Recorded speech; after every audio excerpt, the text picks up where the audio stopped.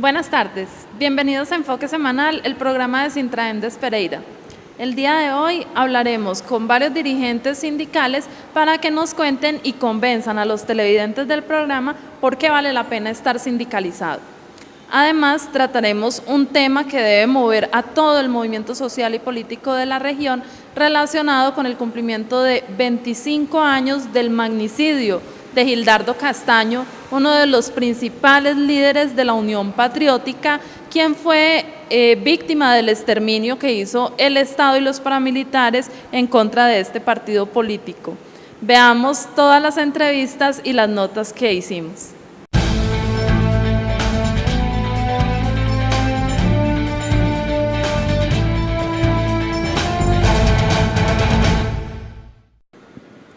Estar sindicalizado vale la pena, de eso estamos convencidos, pero queremos convencer en estos momentos a toda la teleaudiencia de por qué tenemos la razón.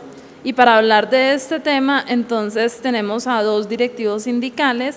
Ellos son Gerardo Santibáñez, que es el secretario general de la subdirectiva de Pereira en Sintraemdes, y además también tenemos la compañía de Susana Triana, que hace parte de la junta directiva de Sintra ONGs. Gerardo, siempre es un gusto tenerlo aquí en el programa. El gusto es mío, para todos los oyentes. Muchas gracias. Susana, qué rico volver a contar con su compañía aquí en el programa. Pues para mí también es un gusto y esperamos que este informe semanal sea de mucha utilidad para todos los que están viendo el programa. Bueno, Gerardo, ¿usted por qué considera que en efecto estar sindicalizado es una necesidad para cualquier trabajadora o trabajador colombiano? Un trabajador en Colombia o cualquier país del mundo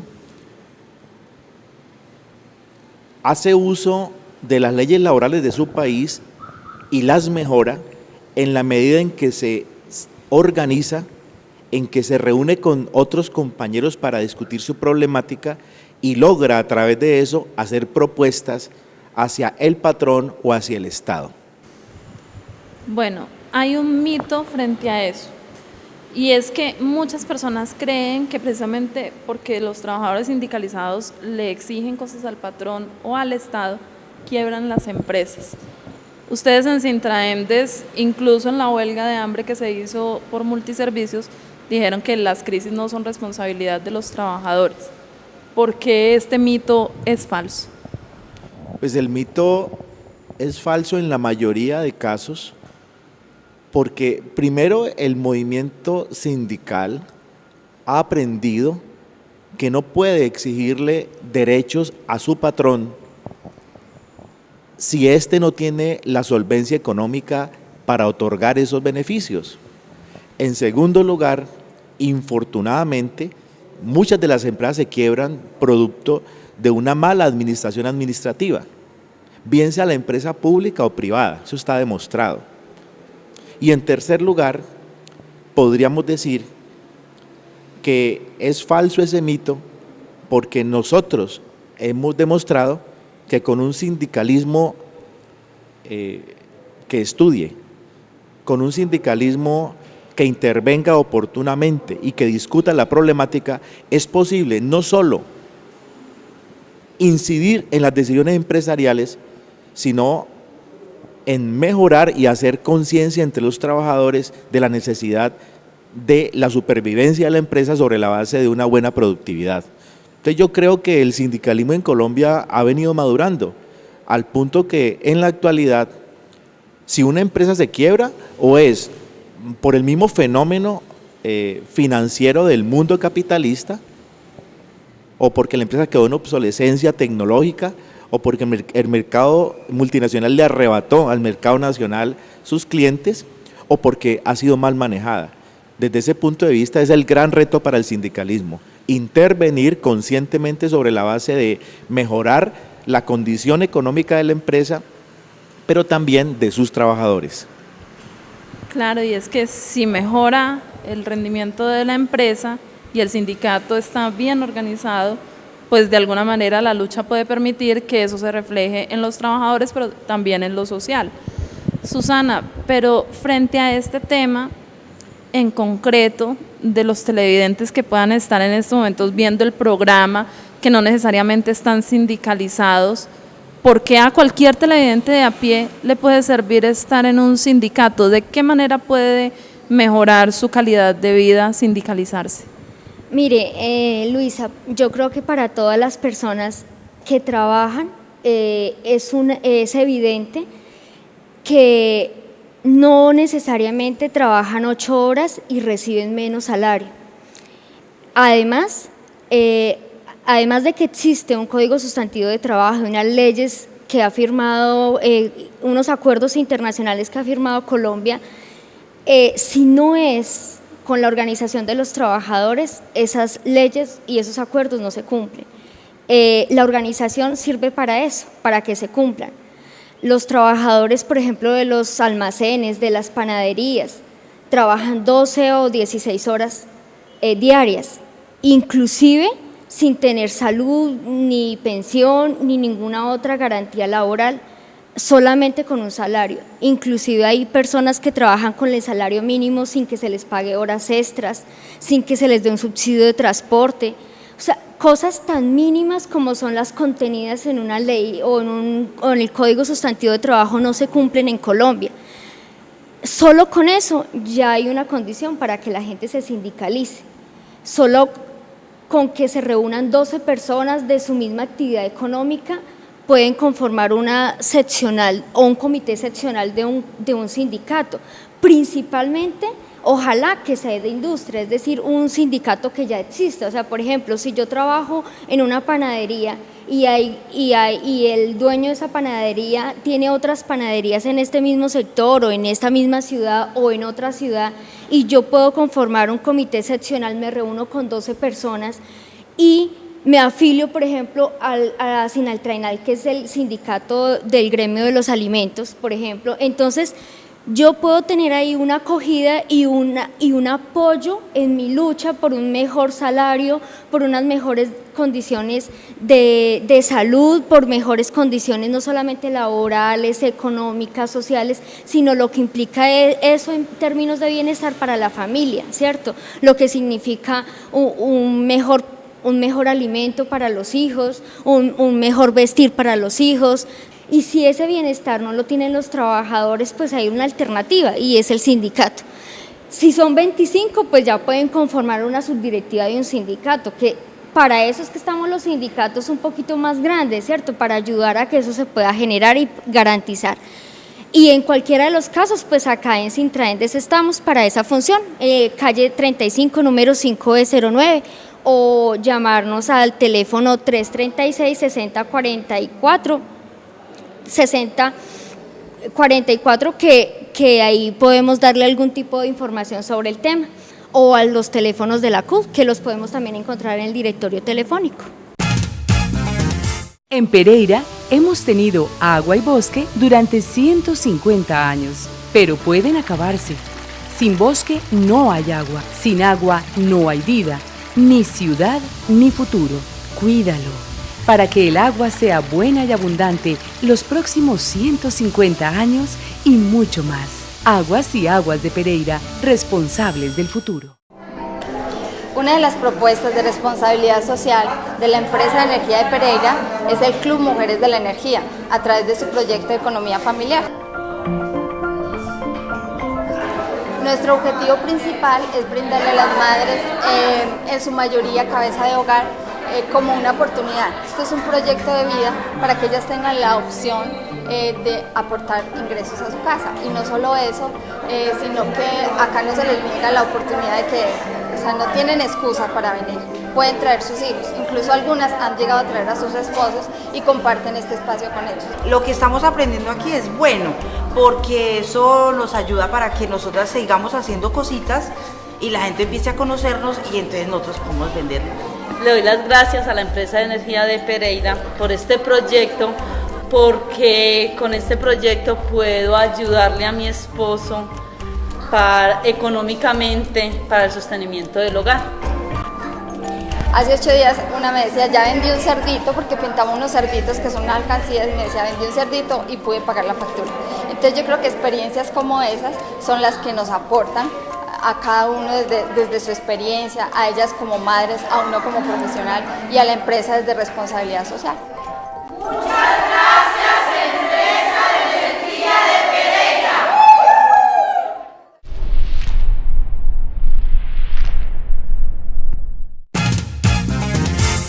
Gerardo, ¿usted qué experiencia significativa, exitosa, enriquecedora conoce que le haya servido a los trabajadores por haber estado afiliados a un sindicato? Bueno, la última experiencia, aunque no es la típica, es la de los trabajadores de la vidriera de Caldas, una empresa de más de 60 años, de unas familias aquí en Pereira que hicieron empresa con el vidrio, con el trabajo del vidrio artesanal, y hay trabajadores en estos momentos de 30, 35 y 40 años de labores que después de ese tiempo les dijeron no, ya no hay más trabajo, váyanse para una cooperativa. Y cuando ellos se enteraron de eso, al quererlos tercerizar, descubrieron que era que la empresa prácticamente iba de cierre. Por fortuna, eso que fue la gotera que llenó la taza, les permitió organizar un sindicato y en promedio de un centenar de trabajadores lograron, después de varios años de lucha, que llegaron hasta unos paros parciales para que les pagaran salario, para que les pagaran la seguridad social, para que les depositaran las cesantías, para que les permitieran un tratamiento a sus enfermedades profesionales y que les pagaran los parafiscales que de alguna manera ayudan en el sostenimiento de la familia. Pues después de muchos años lograron entonces que primero el patrón no se fuera a la quiebra llevándosele el patrimonio que era el lote donde funciona la empresa y que les entregaran pues, la maquinaria que hoy está en manos de los trabajadores después de una lucha sindical. Entonces, mire que sí hay sí razones para pensar en que el sindicalismo tiene un sentido. No solamente le permite al trabajador organizarse y discutir los problemas en colectivo, sino proyectar un trabajo que le permita defender sus derechos y sus intereses. Claro, y esta experiencia es muy bonita, es que es increíble que los trabajadores de la vidriera ahora tengan un patrimonio que es la empresa vidriera de los trabajadores. Entonces, es una experiencia exitosa que nos gusta mucho. Susana, ¿usted qué experiencia conoce o ha participado en su construcción en el mismo sentido, que le haya servido a los trabajadores por haberse sindicalizado? Pues los trabajadores de las telecomunicaciones desde hace poco tiempo empezaron a identificar que habían ciertas condiciones que se parecían entre los trabajadores que instalaban o hacían mantenimiento de Movistar, los de Claro y los de otras empresas. Ellos a su vez se vincularon y se asesoraron con sindicatos importantes en Bogotá y crearon un sindicato que se llama la Unión de Trabajadoras y Trabajadores de Claro y las TIC. En Pereira hay una versión, una subdirectiva muy importante que tiene relevancia, primero porque son trabajadores de 3 compañías multinacionales, entre ellas una estatal china que se llama ZT. Los trabajadores, al ver en peligro su bienestar, su salario y sus condiciones básicas de trabajo, pues lograron sindicalizarse, y esa es una muy buena experiencia porque no necesariamente yo tengo que estar con otros trabajadores de mi misma empresa. En este caso son 3 empresas donde es un sindicato de industria, por eso la importancia de los sindicatos de industria. Son trabajadores de 3 empresas que se vinculan, conforman una subdirectiva y presentan pliegos a sus empresas. En este momento pues ya está en una segunda instancia ese pliego de peticiones, pero a ellos no se les ha podido despedir, o sea, impidieron que su empleador los tercerizara, los despidiera y hiciera otro tipo de jugadas que intentó hacer en el pasado. Por ejemplo, en Atento, la abogada de la empresa trató de que la mayoría de la gente que tuviera contrato indefinido pues renunciara al contrato indefinido, y eso infringe la ley 1010 de acoso laboral. Entonces, acá no solamente están los problemas laborales, sino el tipo de acoso laboral al que acude un empleador cuando ve que no puede despedir a un trabajador o que su trabajador no tiene méritos para ser despedido. Entonces empieza el acoso, la persecución, y cuando ya el trabajador decide sindicalizarse, pues entonces no solamente es acoso laboral, sino persecución sindical. Afortunadamente también los sindicatos hemos sabido responder a esa situación, y pues en este momento la subdirectiva que les cuento del sindicato de Ultraclaro, en este momento son 80 trabajadores, en menos de 2 meses han logrado consolidar su subdirectiva, y eso es una experiencia exitosa en Pereira. Bueno, qué rico que esta subdirectiva se haya podido crear aquí, máxime cuando son multinacionales las que están explotando nuestros recursos, explotando nuestra gente y llevándose todas las ganancias. Ahora, hay un factor que impide que la gente se sindicalice y es el miedo. Comprendemos que a la gente le da miedo sindicalizarse porque cuando lo intentan, los patrones despiden a la gente. Entonces, una táctica que hemos utilizado y que nos ha dado buenos resultados ha sido que en el momento en el cual se conforma la subdirectiva, se presenta el pliego de peticiones. Y al presentar el pliego de peticiones, ¿cómo les parece que quedan con fuero sindical? Es decir, entre otras condiciones, no pueden despedir a los trabajadores que estén presentando el pliego de peticiones. Con la organización, la movilización y la lucha, además, al ganar el pliego de peticiones, mejoran su estabilidad laboral, mejoran sus condiciones de trabajo y así superan el miedo porque ven cómo esto genera réditos para ellos y sus familias. Entonces, no hay que tener miedo a estar sindicalizado, hay que saberlo hacer, hay que saber conformar un pliego de peticiones, y para ello en la Central Unitaria de Trabajadores y aquí en Sintraemdes, pues tenemos forma de asesorar a la gente, de explicarles cómo lo pueden hacer y que la gente se anime a sindicalizarse porque vale la pena. Protegiendo nuestros recursos naturales, garantizamos un mejor futuro. Pero, ¿cómo protegemos el agua?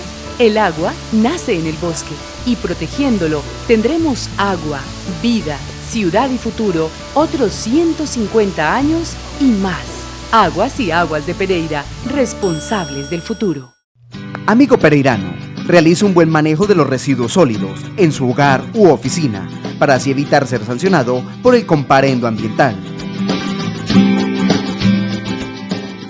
Una campaña de la empresa de aseo, el Consejo Municipal, ATC de Occidente y la Alcaldía, por una Pereira más limpia.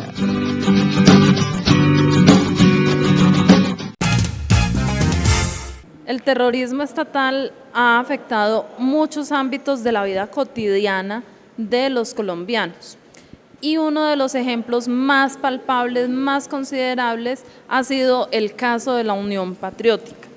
Respecto a la Unión Patriótica, han habido unos casos emblemáticos por compañeros que eran demasiado valiosos para el conjunto de los procesos sociales que se venían realizando, como es el caso de Gildardo Castaño, una figura de la región de aquí de Risaralda, que fue asesinado en medio del exterminio del partido político La Unión Patriótica. Se cumplen 25 años de ese exterminio, de ese golpe contra Gildardo y contra todo el movimiento social, y para hablar de este tema entonces nos encontramos en estos momentos con la grata compañía de Fernando Arias, que preside en estos momentos la Unión Patriótica en Risaralda, y el vicepresidente del mismo movimiento político, que se llama Julio Arenas. Julio, bienvenido a Enfoque Semanal una vez más. Gracias, Luisa, muchos agradecimientos por invitarnos a este espacio y pues saludo a todos los compañeros y compañeras que ven este programa. Bueno, usted también, Fernando, gracias por habernos aceptado de nuevo la invitación a Enfoque Semanal. Gracias, Luisa, un saludo para todos los amables televidentes. Aquí estamos dispuestos pues a conversar sobre el tema que tú has introducido. Bueno, Fernando, ¿quién era Gildardo Castaño? Hagamos un recorrido, una línea de tiempo sobre este importante personaje de la vida pública en Risaralda y en el país. Bueno, Gildardo Castaño, pues digamos que fue un estudiante del Deogracias Cardona. Él mismo se se sentía orgulloso públicamente de venir de las entrañas de una madre que trabajó en la confección, en varias empresas de la confección de Pereira, y se convirtió en un dirigente estudiantil. Posteriormente ingresó a la Juventud Comunista y pues años más tarde también ingresó al servicio del magisterio en el departamento de Risaralda, donde desplegó una gran acción muy importante. Él fue, digamos, fundador de la Asociación de Profesores de Enseñanza Media de Secundaria APROR. Ese sindicato luego se fusionó con el Sindicato de Educadores, que hoy es el SER. Luego ya Gildardo Castaño se convirtió en un dirigente que, digamos, traspasó las fronteras propias del movimiento sindical, se convirtió en un líder popular. Tanto es así que él fue, digamos, artífice de varios procesos de lucha de los viviendistas en Pereira. Por ejemplo, se tienen noticias muy concretas de su trabajo en la creación o constitución del barrio José Martí, que queda aquí sobre la tercera con 28 y 30 en Pereira, también artífice del barrio La Isla de Cuba, y fue un hombre que acompañó permanentemente las luchas de la Central Nacional Pro Vivienda. Fuera de eso, Gildardo también fue un defensor de los usuarios de los servicios públicos, y en ese orden de ideas acompañaba a los usuarios en todas sus reclamaciones frente a las empresas que prestaban los servicios en esa época. Y también hay que señalar que fue prácticamente el artífice de la creación de la que hoy todavía existe la Asociación de Usuarios del Hospital San Jorge. De manera que eso lo llevó poco a poco a convertirse en un verdadero líder popular, y en ese orden de ideas se convirtió en concejal de la Unión Nacional de Oposición, por allá terminando la década del 70, aquí en Pereira, y posteriormente lo fue del Frente Democrático, y finalmente conmigo, siendo él el principal, fuimos elegidos concejales de aquí de Pereira entre el 86, 88, 88, 90, y pues su carrera se vio truncada precisamente el 6 de enero de 1989, cuando fue víctima del atentado terrorista que acabó con su vida. Precisamente en estos días, el 6 de enero, se cumplieron 25 años del magnicidio de Gildardo Castaño, y como tú dices, hace parte de esa cadena de crímenes que se cometieron contra la Unión Patriótica, y que prácticamente por su dimensión, por su extensión y por la cantidad de líderes que nos asesinaron, se constituye en un caso prácticamente único en el planeta de ser un partido político exterminado precisamente por su condición de tal. Bueno, y frente a todo esto que usted nos está contando, que termina en el asesinato de Gildardo Castaño, nos gustaría pues como saber, Julio, ¿en qué va el proceso jurídico, penal, para resolver pues quiénes fueron los autores de este crimen y si ya hay juzgamiento o no? Bien, sobre ese caso tenemos que decir que, como la mayoría de los casos de la Unión Patriótica, continúan en la impunidad, es decir, las investigaciones no han concluido, no se han encontrado los autores ni materiales de la muerte de Gildardo Castaño, ni mucho menos intelectuales, es decir, los determinadores de ese crimen. Gildardo Castaño es asesinado dentro de un plan macabro de la derecha en Colombia, donde hubo concurso del ejército, sobre todo miembros de las Fuerzas Armadas, sectores del paramilitarismo, el narcotráfico, y también intereses regionales y nacionales, élites económicas y políticas, y ese plan macabro, además con la orientación de los Estados Unidos, se denominó Plan Cóndor.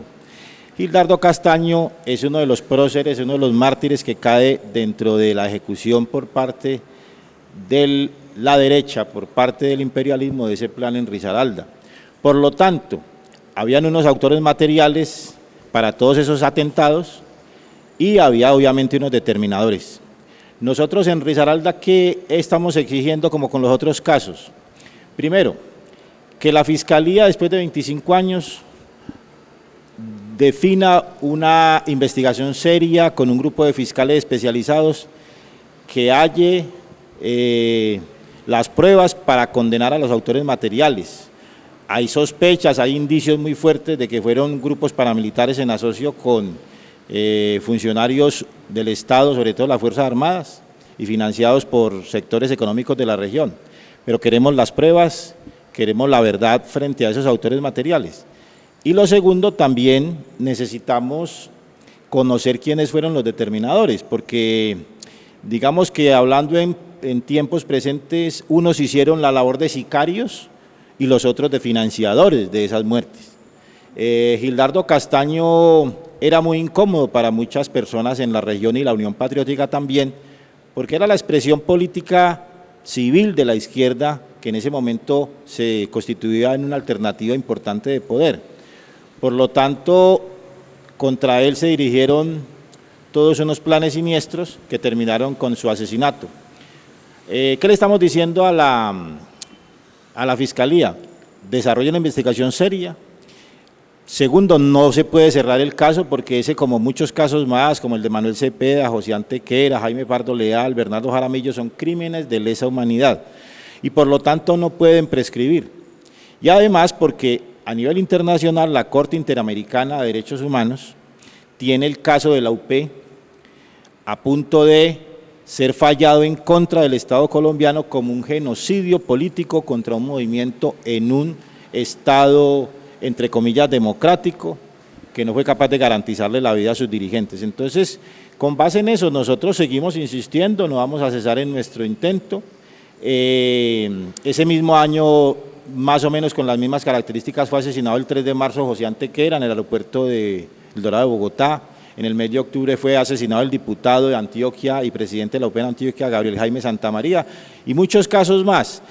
Y el modus operandi indica que hubo participación de organismos del Estado como el DAS, por pasiva o por activa. Hubo grupos paramilitares como los Magníficos que operaban en esta región que estuvieron allí participando de ese hecho. Y obviamente hubo una negligencia del Estado pues tan evidente que ya los organismos internacionales han fallado en contra de Colombia. Bueno, entonces ya lo oyeron, este caso no prescribe, es decir, no se vencen los términos para realizar y fallar luego de concluida la investigación. Esperamos que este caso salga de la impunidad y que se sepa quiénes fueron los autores materiales y los intelectuales también de este crimen.